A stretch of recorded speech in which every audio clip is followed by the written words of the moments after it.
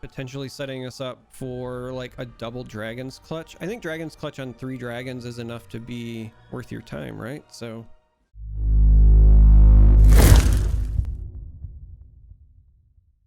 Monuments of Power is live. It is finally here, and that means I get to play an archetype that I have been dying to play for months and months. I know dragons are essentially a new archetype coming with Targon, but there was a lot of data mining that was done, and from the data mining, it was basically like card names and champion voice lines and things like that. You could infer that, you know, Shyvana was coming, she was going to be part of Demacia, and that she would be, you know, revolving around a dragon package. And ever since that was announced, I've been really excited to try it out, but it's finally here. And so day one, we're going to play some dragons. I'm going to go through the list here, then we're going to play a couple of games. I'll put the deck code in the video description as well. I'll also talk about potential changes to the list because this is a day one list and I'm just including some stuff that might not stick around for testing purposes. And I also want to mention one more thing. So I took some time away from content creation and I'd stepped away from Legends of Runeterra. You all probably know that because my YouTube channel just stopped doing things and I stopped streaming. And when I returned, I had a decision to make because I could just grind my way back up to master, or because my account had been dormant, I could take the opportunity to let my rank continue to fall. And I opted to do the latter. I opted to do that because as a card game veteran, usually when I start playing a game, I'm really invested in it. And then I never get to experience kind of like what it is to play through the ladder again. And I saw this as kind of a fun and unique opportunity. So right now I'm actually in bronze. And as I make videos going forward, you're going to kind of see my climb through. Now I will be streaming as well. So it's not like it's only going to be recorded here. There might be some gaps. I might be bronze today, silver tomorrow, gold the next time, etc., etc. But you're going to get to see, I think, probably some non-traditional lists. And I think that could be very, very fun. So as far as this dragon list goes and what we're playing here today, day one, we've got Dragon Guard Lieutenant. I talked during the reveal. I think this card's very good. It's basically unit-based control. It's the dragon archetype. Big fan of this card. This is one of the cards that I think might not make the final list. So I'm running Egghead Researcher largely because I just want to see whether or not this deck needs card draw. And this is a great early game unit that replaces itself. The meat of this curve is in the middle. And so having an early speed bump that also replaces itself has some appeal. But for example, Bright Steel Protector is a staple in Demacia. There's a strong chance that this actually is much better than Researcher. But for now, day one, we're gonna play with the new dragon tools because it's fun. All right, next up, Herald of Dragons. We're running a lot of dragons. Well, one thing to note, this is not a on play reduce the cost of dragons in hand by 1. For some reason, I think when it was revealed, that's, you know, what I thought it was way back then, and then it's not been relevant for a long time. But revisiting it, just remember, this is an aura, which means it's disruptible as well. It's not going to change your play patterns. If you have this turn 2, you're probably playing this turn 2, so you can set up one of these 4-drops, but just keep it in mind. Vile Feast and or, you know, the Nightfall Poke and or, you know, Bilgewater is still a thing, Make It Rain is still a thing. Those are all options, and they could make you cry a little bit. But we're running Herald of Dragons anyway. And then we're also running Single Combat, and I'm going to jump ahead. We're also running Strafing Strike and then Concerted Strike. So we're running all of the strike-based removal in large part because that's one of the best ways to level up Shyvana. So Concerted Strike in particular, I think, will always be a 3 of in every Shyvana deck because this is the fastest way to level up Shyvana. Making her see Dragon Allies deal 12 damage feels problematic until you hit 1 Concerted Strike and then you're like 75% of the way there or more. So we are running all of these in large part because Demacia doesn't have many other good removal options, and these are the best ways to make Shyvana level up. In the middle there is Dragon's Clutch. I'm running this as a 2 of right now because we've got a lot of other ways to draw cards. It's possible if I cut Egghead Researcher for something like Bright Steel, I might try to make room for more of these, but again, right now we're playing with 2 of this. All right, 4 drops. Shyvana, no brainer. We're playing dragons. We're also running White Flame Protector, which might seem like a no-brainer because we're playing a dragon deck. Of course we want the dragons, but it's interesting because in a vacuum this card's just not very good. However, because we are running Herald of Dragons and this has the potential to be a 3-drop, suddenly it's really good in that regard. So having not just Shyvana but another 4-drop that you can play on the back of Herald is really important. The other reason it's important is it has Fury, and I'm personally running Vox. So we'll cover that in a little bit, but it interacts with Vox and again helps to hopefully give you just an endless stream of dragons. And that's the fun part, right? Play big beefy dragons. All right, so those are the 4 drops. Concerted Strike we already covered. Fused Firebrand, this card is good. It's 5/5 for 5 with 2 keywords and both of them are decent. Specifically Fury, much better because we're running Vox now. Spell Shield, always great. Screeching Dragon, 4/5, but again, Challenger, Fury, both relevant keywords in this deck, has the dragon tag. More Challenger removal, really, really good card in this list. All right, Vox. This card is a card that I've been kind of waiting to find a way to abuse, and now that we have a lot more dragon support, I think it is the perfect time to do so. A 5/6 for 6 is not great, and especially with Fury being your only keyword, not that great. However, when an ally with Fury kills an enemy for the first time each round, you create a random dragon follower in hand. This should effectively draw you 2 cards a turn when it hits the board. Maybe not the first turn if you're playing it on curve and you didn't bank spell mana and you don't have something, you know, like a Strafing Strike or a single combat lined up. But for the most part, it should be very easy to trigger this because you've got so many units with Fury and you've got so many spells that say, hey, have this unit fight that unit. This should be triggering every turn. So against kind of attrition based control, you should have a steady stream of bodies. Speaking of bodies, Eclipse Dragon. So this is again, in my opinion, a great card for its flexibility. It's a dragon, it's got Fury, so it helps with the Vox. Daybreak means that it potentially makes your, you know, Cadrigrin the Infernal cheaper or just a great follow-up play. Nightfall, yet even more card draw. Now, with all of that being said, this is something I could see maybe coming down to a 1 of, or maybe being cut depending on what the other holes in the deck are, because there is one other hole in the deck, in my opinion, that I want to address, and I'll talk about what I would potentially do to address it. But currently running 1 Mind Splitter, just because this card can be annoying as hell when it comes down. It's pretty tough to kill outside of Vengeance or other big removal. It's got that Fury tag, it's got that Dragon tag. So there it is. The Infernal, I'm currently running 2 of them, mostly because I want to. It's entirely possible this is better as a 1 of, but we were running so many dragons that I think you want to play this at 9, but you don't traditionally want multiples in your hand gumming it up. So I think 2 is that nice middle ground, and that's what I'm running. So the weak point for this deck, what I was trying to get at, is honestly finishing somebody off. You don't have reach, right? You don't have direct damage or anything like that. You don't have any healing in the main deck right now. You could make some cuts to maybe try to throw in something like Guiding Touch or whatever, but for the most part, we don't have a great way to heal our Nexus. We don't have a great way to deal direct damage to our opponents. So you do kind of need to play this mid-game attrition, and then you're going to use your Challenger units to pull away the key blockers so that your big units hopefully push for damage and you just overwhelm them. That is, in my opinion, how this deck will end up winning. But one card I think could end up being a great card in this list. I'm not running it right now because I wanted to play as much of the dragon package as possible because dragons go burr.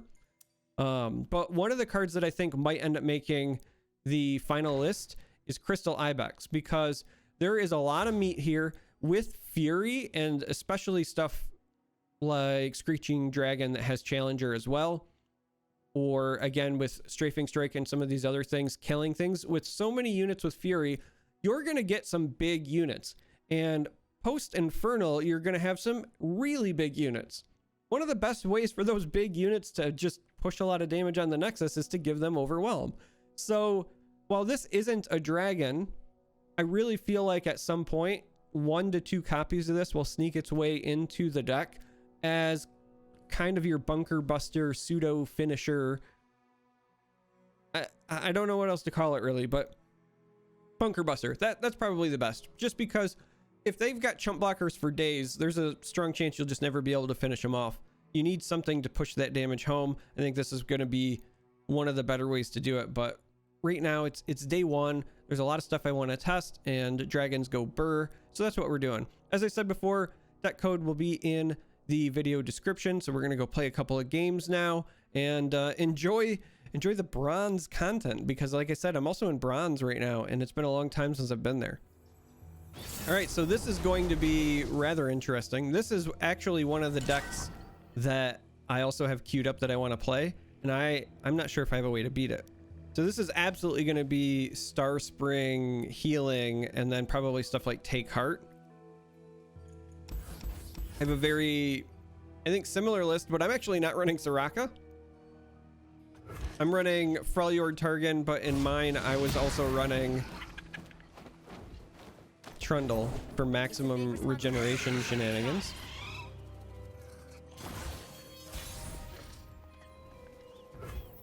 All right, so we're gonna see if we can get rid of this before they get the opportunity to let it grow. Normally I would drop this if we had like a 4-drop to follow it up, but our hand is a bit clunky and this is potentially vulnerable. So we're gonna at least take the shot. I say potentially because they're obviously sitting on mana here, but okay. So they keep it alive. They give themselves the opportunity to try to heal it.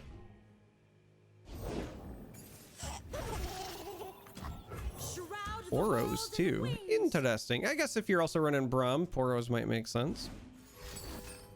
I was thinking about trying to single combat that, but tis what it is. I think we just pass here.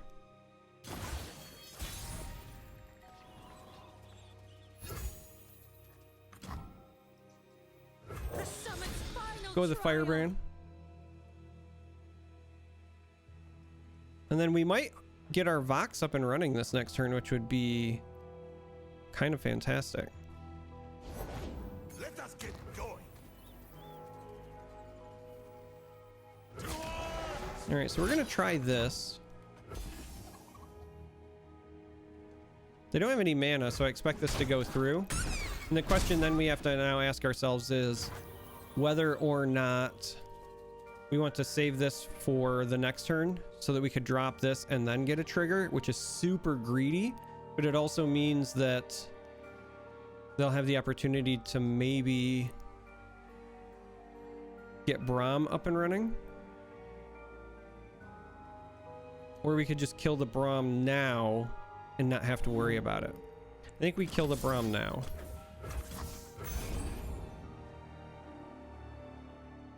While they have no way to respond, I think it's better to kill the Braum now. I really want to be greedy, because like I said, I want to play Vox and then immediately get a trigger off of it, but you kill Braum and you get the Fury buff. It just feels really good there. And we get a surrender, so it worked. That was effective. Let's go play another. All right, looks like Lee Sin. All the way down in bronze, and it's still just, you know, medalists, no big deal. We'll keep one researcher. I really want to throw both of them back since we have the Shyvana and try to find a Herald, but we'll keep one researcher. I guess we'll keep the single combat. This is a bit clunky against a deck as good as Lee Sin, as refined as Lee Sin. If Lee Sin remains popular for a long time, you could also consider cutting this for the card that makes all spells cost one more, because, you know, with the exception of Concerted Strike, most of your stuff's pretty cheap anyway.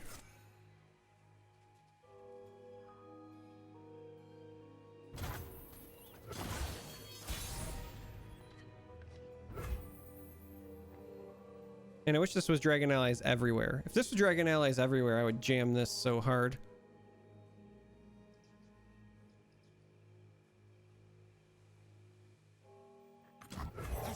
Let's just make more dragons, I guess.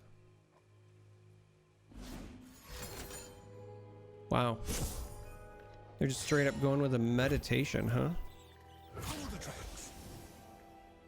Just hard casting meditation for 5 on turn 3.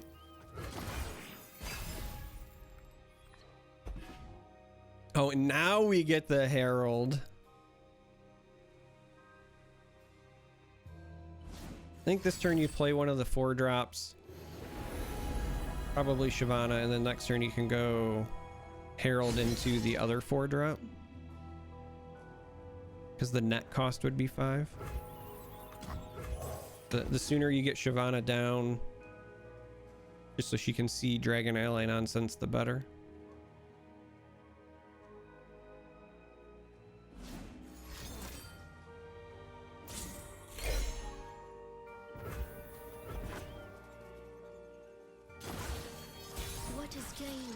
I was gonna say, we know that they're getting that, and that's fine.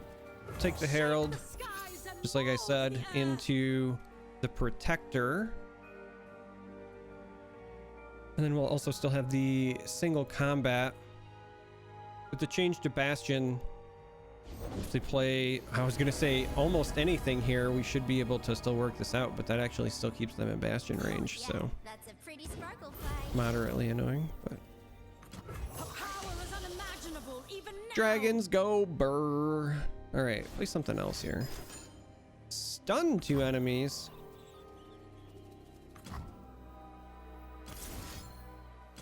I think we want to get rid of this now.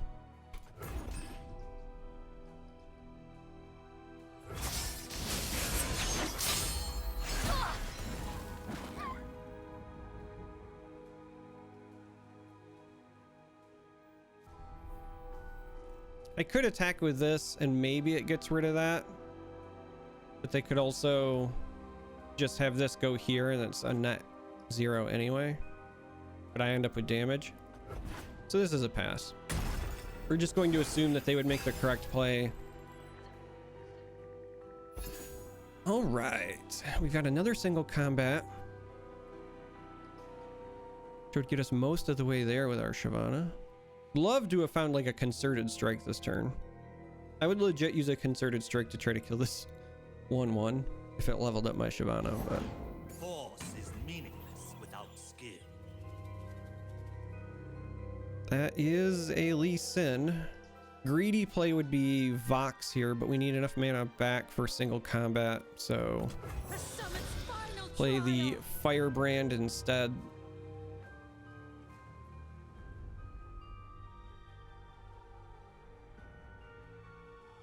Potentially setting us up for like a double Dragon's Clutch. I think Dragon's Clutch on 3 dragons is enough to be worth your time, right? So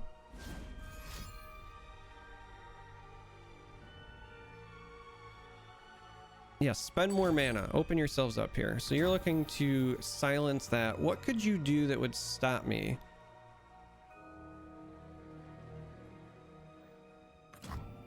From pulling this off?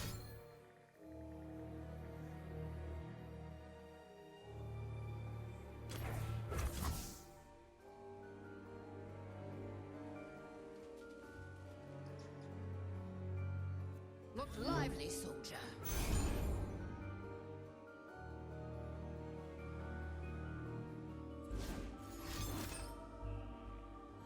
I will not. All right, so there's the Challenger, but as long as I don't have a 0 cost, we should be fine here because it won't get the barrier.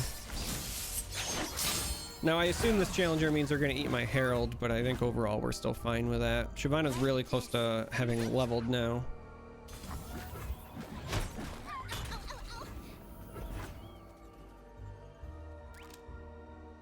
And we get a surrender. Okay.